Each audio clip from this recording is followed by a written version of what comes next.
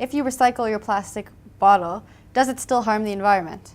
Okay, so recycling is an interesting one because in South Africa we've done very well with PET recycling. Petco have made a strong attempt, but still only about 30% doesn't go to landfill. So we're recycling and we're moving forward. However, recycling is kind of, for me, a short-term solution. So the definition of recycling is you would take a product and you take consumer materials and you break them down so their base materials can be reused.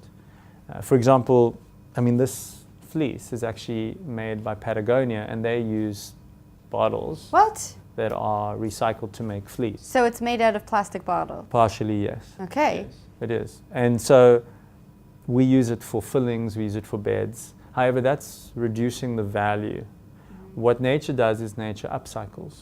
And I think that's where we need to be moving in that direction. And upcycling would be you actually create more value from your waste. So how do you do that?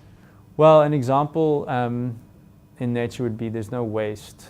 It would become food, let's say. So waste from one becomes food for another.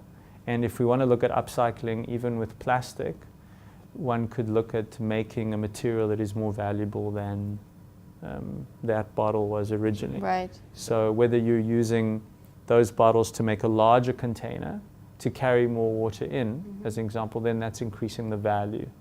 So I think this is where we need to create things like upcycle labs and start looking at innovation around upcycling that we can learn from.